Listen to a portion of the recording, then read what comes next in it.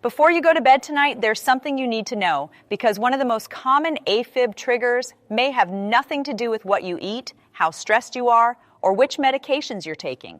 It may be your sleeping position. In fact, researchers have identified one position that keeps showing up again and again in AFib patients whose symptoms get worse at night. The scary part, most people have no idea they're doing it. Today, I'll show you what the research found, why it happens, and the simple adjustment that could help you wake up with fewer symptoms. And if you're one of the millions of people living with AFib, make sure you're subscribed. Every week, we break down the latest research and practical strategies to help you take control of your heart rhythm. Let's get into the video. First, let's talk about what's actually happening in your body when AFib fires at night. Most people assume that AFib is random, like a lightning strike. It just happens when it happens, but that's not entirely true. AFib needs a trigger, and it needs a substrate, meaning the right conditions have to exist for it to ignite. One of the most underappreciated triggers is something called stretch. Your heart's upper chambers, the atria, are sensitive to being stretched, and the pulmonary veins, which are the small vessels that carry oxygenated blood from your lungs into your heart, are particularly sensitive. In fact, the pulmonary veins are considered the most common source of the rogue electrical signals that kick off an AFib episode. Here's where sleeping position comes in. When you lie on your left side, what doctors call the left lateral decubitus position, your heart literally shifts inside your chest and it moves forward and to the left. Because your heart is suspended by those large blood vessels, when it shifts, it pulls on the pulmonary veins. It stretches them. And research published in Frontiers in Physiology confirmed this directly. When study participants moved from lying on their back to lying on their left side, the diameter of the right superior pulmonary vein increased by 19%. The volume of the left atrium expanded by 17%. And that's not a small change. That's your heart's most arrhythmia-prone tissue being physically stretched every single time you roll onto your left side. And stretched tissue does something dangerous in the context of AFib. It activates what are called stretch-sensitive ion channels. These channels generate electrical signals when the tissue is under mechanical stress. These signals create chaotic, disorganized electrical activity, which is exactly what AFib is. So when you sleep on your left side, you actually may be mechanically loading the very structures most likely to trigger your AFib. Now let's look at the numbers because I want you to see how real this is. Researchers studied 94 patients with paroxysmal AFib. That's the kind that comes and goes. They asked each patient whether a specific body position seemed to trigger their symptoms. 22% of those patients said yes.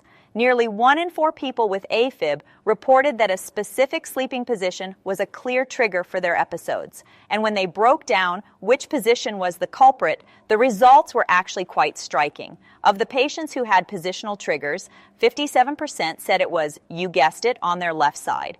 33% said that it was lying on their back, and 10% said on their right side, and just 5% face down. That's a statistically significant result. The left side was by far the most common trigger. The researchers also noticed something else. The patients who had positional AFib triggers tended to have a higher BMI, a higher body weight, than those who didn't. That matters because extra weight changes the mechanics of your chest and puts more pressure on your heart's position inside the thorax.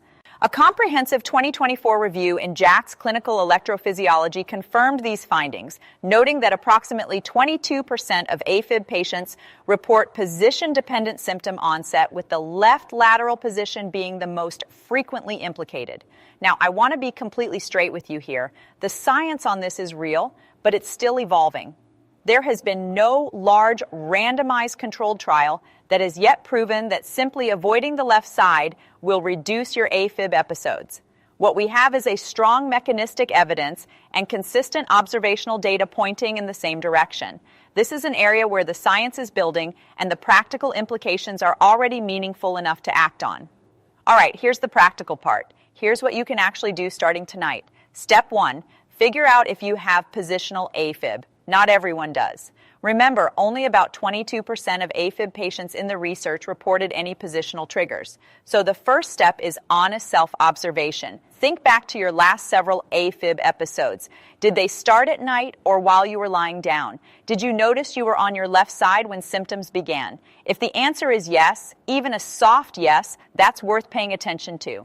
Step 2, start sleeping on your right side. This is the simplest and most immediate change you can make. The right lateral position keeps your heart in a more neutral position inside your chest. It doesn't create the same mechanical stretch on the pulmonary veins. It doesn't worsen sleep apnea the way face-up or supine position does. For most AFib patients, the right side is the safest default. Now, if you're a natural left side sleeper, this is going to feel awkward at first, and that's normal. Your body has a preferred position, and it will try to roll back to it during night, which brings us to step 3. Step 3, use physical barriers to stay on your right side. The simplest approach, and this comes directly from the sleep apnea literature where it's been studied, is to put a firm object on your left side which makes it uncomfortable to roll over. The classic version of this is called the tennis ball technique. You sew or clip a tennis ball to the left side of your pajama top. I know, sounds funny, but again, that's the sleep apnea research. When you roll onto your left side in your sleep, that discomfort wakes you enough just to shift back. It sounds almost too simple, but it actually does work. Studies on positional sleep apnea, where patients need to avoid sleeping on their back, show that this technique actually meaningfully reduces time spent in the unwanted position. A more comfortable modern version is a full-length body pillow placed alongside your left side. You essentially build a soft wall that discourages rolling. Many people find this more comfortable than the tennis ball approach described in the older literature, and it has the added benefit of giving you something to lean into, which can actually improve sleep quality. Step 4, consider vibratory tactile positional therapy device. That's a thing. This is the more high-tech option for you techies out there, and the research behind it is genuinely impressive. These are small wearable devices worn usually on the neck or the chest with an inbuilt-in accelerometer that detect your body position at sleep. When you roll into the position you're trying to avoid, a device delivers a little gentle vibration, not enough to fully wake you, but just enough to prompt you to shift your body back. And quite effective. A systematic review and meta-analysis of 18 studies found that these devices reduce time spent in that target position by approximately 70%. And critically, they did this without significantly disrupting sleep quality. These devices were designed for sleep apnea patients who need to avoid the supine position. But the same technology can be adapted to discourage left-sided sleeping. So stay tuned, because I have so much more to discuss with you about sleep apnea. Now let me address the questions I know some of you are already asking. What if I try this and it doesn't work for me? And that's a completely valid concern. Remember, only about 22% of AFib patients have clear positional triggers. If you genuinely don't notice a pattern between your sleeping position and your episodes, then positional therapy may not be your highest leverage intervention. And that's okay. The steps around sleep apnea, sleep duration, and weight management still apply to virtually everyone with AFib. The goal here is not to give you a magic fix. The goal is to systematically remove every single modifiable risk factor that we can identify that could be feeding your AFib. Sleeping position is one piece of that puzzle, and sleep apnea is another. Sleep quality is another. Weight is another. Each one you address stacks on top of the others. Is it safe to just change my sleeping position on my own without telling my doctor? Yes, adjusting your sleeping position is often completely safe to do on your own. It is not a medical intervention. It carries no risk. The only caution I would give you is this. If you suspect you have sleep apnea, don't try to manage it with positional changes alone. Get a proper evaluation. Sleep apnea needs to be diagnosed and treated appropriately. And that leads me, here's the challenge I want to leave you with. Tonight, just tonight, try sleeping on your right side. Put a pillow on your left side. See how you feel in the morning. Track it. Do it for 2 weeks and pay attention to whether your nighttime symptoms change. That's all I'm asking. 2 weeks, one simple change. Now here's the surprising part. For many AFib patients, sleeping position isn't actually the biggest nighttime trigger. The bigger problem may be what happens after you fall asleep. So in the next video, I'm going to show you the 5 signs sleep apnea may be quietly making your AFib worse and why treating it can have a huge positive impact on your AFib. They could drop recurrence by as much as 40 to 60%.